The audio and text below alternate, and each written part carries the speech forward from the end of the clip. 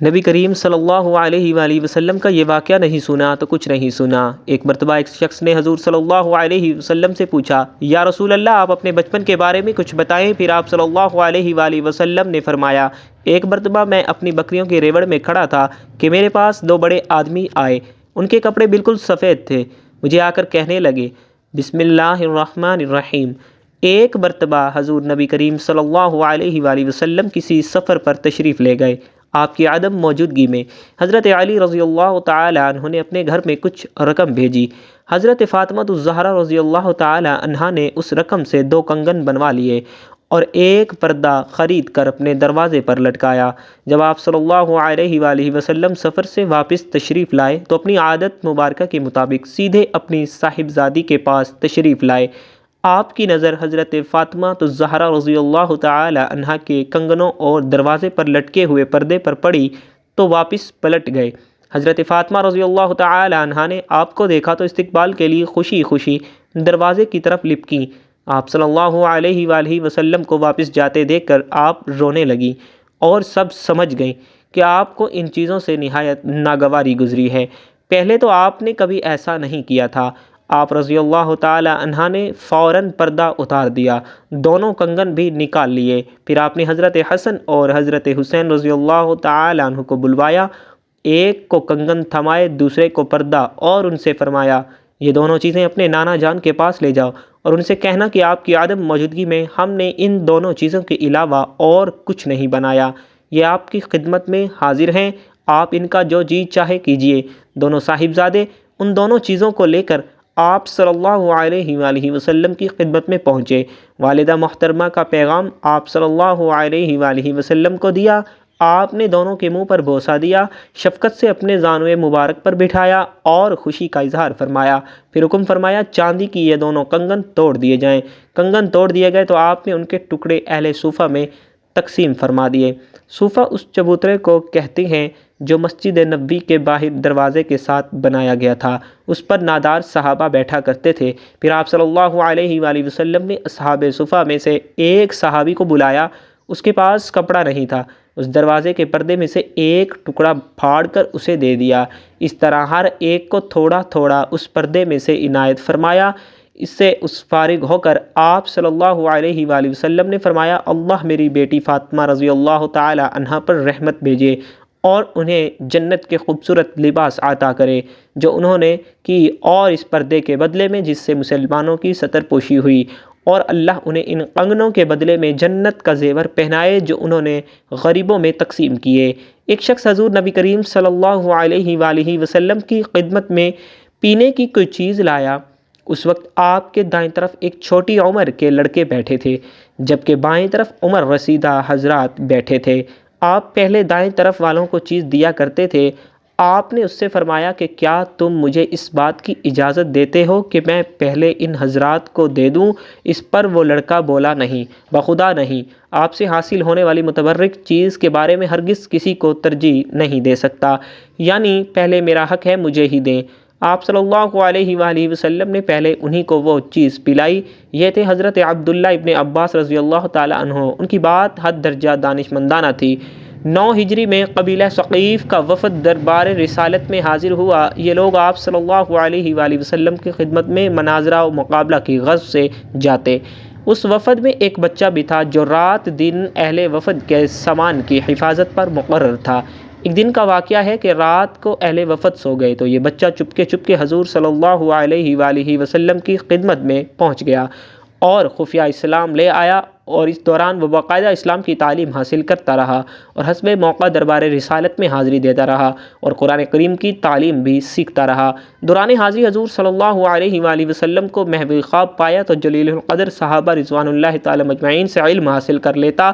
اسلام اور قرآن کا یہ عاشق خوش نصیب بچہ حضرت عثمان بن ابی العاص رضی اللہ تعالیٰ عنہ کے بچپن کا واقعہ ہے۔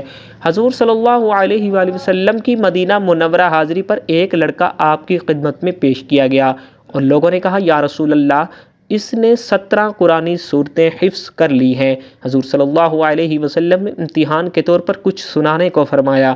لڑکے نے آپ کے سامنے سورہ قاف سنائی، اس پر آپ صلی اللہ علیہ وسلم نے مسرت کا اظہار فرمایا۔ حضور صلی اللہ علیہ وآلہ وسلم کو جو خطوط یہود کے پاس بھجوانے ہوتے وہ یہودی ہی تحریر کرتے تھے۔ ایک مرتبہ حضور صلی اللہ علیہ وآلہ وسلم نے ارشاد فرمایا، یہود کی خط و کتابت پر مجھے اطمینان نہیں کہ وہ گڑبڑ نہ کر دیتے ہوں، تم یہود کی زبان سیکھو۔ اس لڑکے نے صرف 15 دنوں میں یہودیوں کی عبرانی زبان سیکھ لی اور باقاعدہ تحریر بھی لکھنا شروع کر دیا۔ اسی طرح حضور صلی اللہ علیہ وآلہ وسلم کی خدمت میں یہودیوں کے جو بھی خطوط آتے ان کے پڑھنے کی ذمہ داری بھی اس کم عمر کے ذمہ تھی۔ بعض روایات میں عبرانی کی جگہ سریانی زبان سیکھنے کا بھی آیا ہے۔ یہ لڑکا صحابہ میں حضرت زید بن ثابت رضی اللہ تعالیٰ عنہ کے نام سے مشہور تھے۔ آپ اپنے زمانے کے جلیل القدر صحابہ میں شمار ہوتے اور بڑے مفتی سمجھے جاتے، خاص طور پر علم معراج کے ماہر تھے۔ ہجرت نبوی کے وقت ان کی عمر صرف 11 برس تھی۔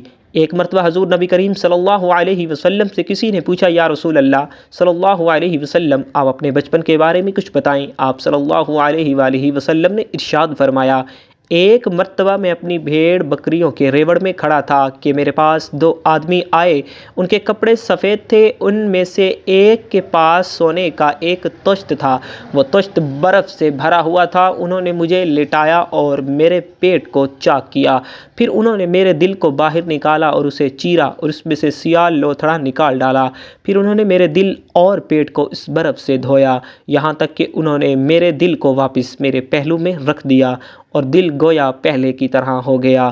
اب ان میں سے ایک نے دوسرے سے کہا کہ ان کی امت کے 10 آدمیوں سے ان کا وزن کروا۔